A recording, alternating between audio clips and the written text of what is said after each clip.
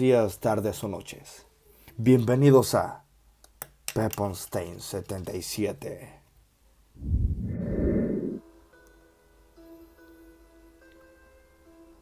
Considerado uno de los ocultistas más brillantes del Renacimiento y uno de los eruditos más importantes de su época, fue un destacado matemático, astrónomo y un experto en navegación. Su libro, Monumentos Generales y Raros pertenecientes al arte perfecto de la navegación de 1576, fue el primer volumen de una serie dedicada a la expansión imperial.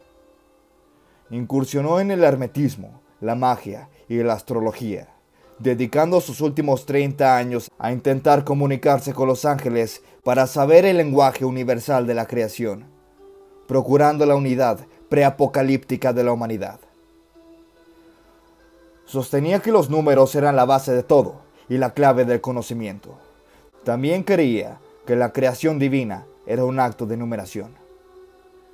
Menospreciado y prácticamente mandado al olvido por su estrecha relación con la magia y el esoterismo, el inglés John Dee, uno de los más grandes eruditos de todo el siglo XVI, se convirtió en un consejero de la reina Isabel I y recaló en la corte de Rodolfo II de Habsburgo. Ha visto su memoria rescatada del ostracismo, gracias al posterior reconocimiento tanto de su obra como de su influencia en la política y en el pensamiento de su época. Dee era un apasionado de las ciencias ocultas y su enorme afán por adquirir conocimientos lo convirtió en el orgulloso propietario de una de las bibliotecas más extensas y bien surtidas de Inglaterra, que fue visitada por eruditos de todo el mundo. A pesar de que la vida de John Dee, que se casó 2 veces y tuvo 8 hijos y está bastante bien documentada, a día de hoy se desconoce cómo pudo desempeñar tantas y tan diversas funciones en 2 de las cortes más importantes de toda Europa de su tiempo, la de la reina Isabel I y la del emperador Rodolfo II de Habsburgo, justo como lo mencioné. John Dee estudió en St. John College de Cambridge y muy pronto se reveló como un muchacho con muchas ganas de aprender. Su sed de conocimiento hizo que con 15 años el joven durmiera tan solo 4 horas al día. Pasaba las noches en vela, estudiando griego, latín, matemáticas, astronomía e incluso medicina. Dee hizo incluso algunos pinitos en el teatro. John fue también miembro y fundador del Trinity College de Londres, que como dato curioso, las personas acudían en masa para escuchar las conferencias de Dee, e incluso en una de ellas mostró a la audiencia por primera vez los signos de suma, resta, multiplicación y división.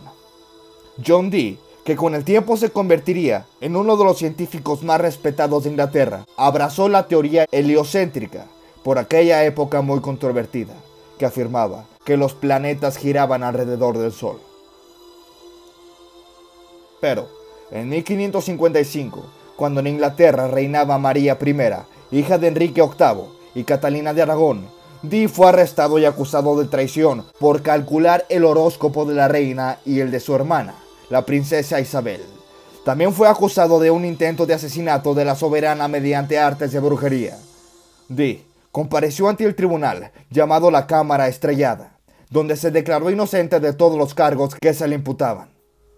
John Dee volvió a ganarse el favor de la corte cuando Isabel I ascendió al trono en 1558.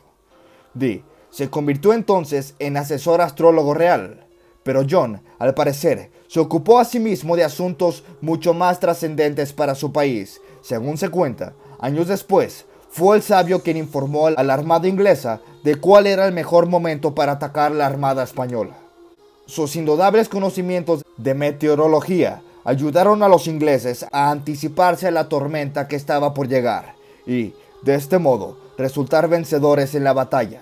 Incluso se le atribuye a Dee la creación del término Imperio Británico. Isabel confiaba absolutamente en su consejero y estaba convencida de la importancia de su buen hacer en pro de su país.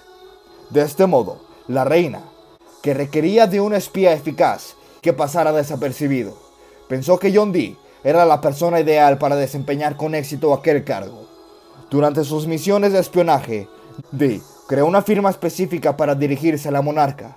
Su firma era 007. Los 2 círculos simbolizaban los ojos de la soberana y el 7 era el número cabalístico de la suerte de John Dee.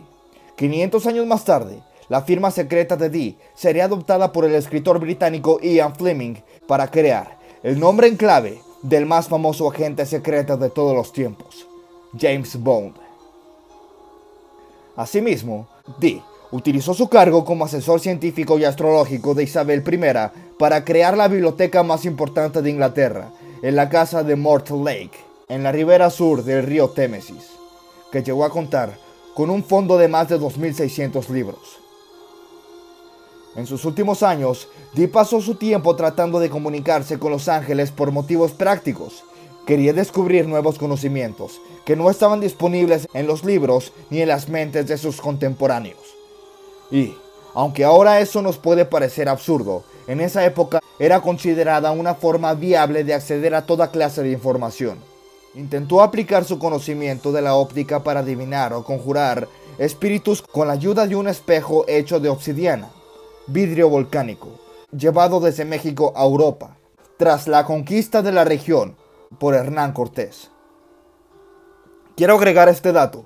Los sacerdotes aztecas usaban espejos para conjurar visiones y hacer profecías. Estaban conectados con Tezcatlipoca, dios de la obsidiana y la hechicería, cuyo nombre puede traducirse del idioma náhuatl como espejo humeante. Sus experimentos adquirieron una nueva dimensión en 1582, cuando un extraño personaje entró a su vida.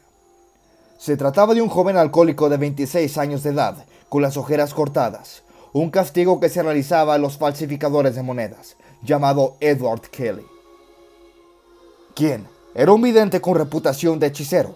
La esposa de Dee, Jean, lo detestaba, pero Dee, creyendo que Kelly tenía el don, lo contrató. En el palacio de Tribon, el alquimista organizaba sesiones espiritistas junto a su colega Kelly, junto con el cual llevó a cabo diversos intentos de obtener la piedra filosofal. Dee creía que los conocimientos que le podían ofrecer los ángeles no estaban al alcance de cualquiera. Cuando se ponía en contacto con los supuestos seres angélicos, estos le transmitían profecías y emitían juicios sobre la naturaleza espiritual del ser humano en el lenguaje especial o idioma enoquiano. John Dee registró todas aquellas sesiones en su obra Liber Mysteriorum, en varios volúmenes, aunque muchos de ellos, lamentablemente, se perdieron tras su muerte. Los volúmenes que sobrevivieron de las sesiones son conocidos como diarios espirituales, parte de los cuales fueron desenterrados en un campo una década después de la supuesta muerte del alquimista. Contenían un lenguaje completamente nuevo, con su propia gramática y sintaxis. Ahora les pregunto, queridos amigos, ¿habrá sido un idioma celestial? O tal vez un código que Dee usaba para enviar información política ultrasecreta a Inglaterra, justo como lo sugirió el científico del siglo XVII Robert Hooke. En cualquier caso, gran parte de lo recuperado fue transcrito y publicado por el académico Merrick Casaubon en 1659, en el libro con un título bastante extraño y extenso, que contenía tan solo 178 palabras, nombrado más o menos así: una relación verdadera y fiel de lo que pasó durante muchos años entre el Dr. John Dee, un matemático de gran fama en los reinados de la reina Isabel y el rey Jacobo, y algunos espíritus, teniendo, si hubiera resultado bien, a una alteración general de la mayoría de los estados y reinos del mundo. Bastante original, ¿no lo creen? En la década de 1580, Dee fue de Inglaterra a Polonia, confiando su casa y biblioteca al cuidado de su cuñado. Mientras estaba fuera, su casa fue saqueada y sus manuscritos fueron quemados, algunos otros fueron robados. Luego, poco después de que Dee regresara a Inglaterra, la peste azotó al país, tragedia de la cual, por cierto, fue culpado. La plaga se llevó a su esposa y a 4 de sus 8 hijos.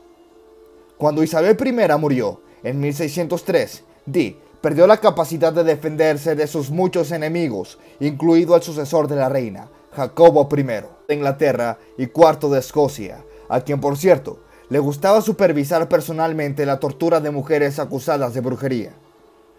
Su muerte sigue envuelta en misterio a día de hoy. ya que se desconoce la fecha real de su óbito.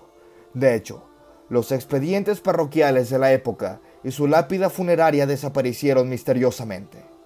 Con todo esto, los historiadores creen que su fallecimiento pudo haber ocurrido entre 1608 y 1609, cuando Dee contaba con 82 años, una edad bastante respetable para la época. Por último, quiero agregar que Dee pasó sus últimos días solo, en la pobreza, vendiendo sus libros y elaborando cartas astrológicas.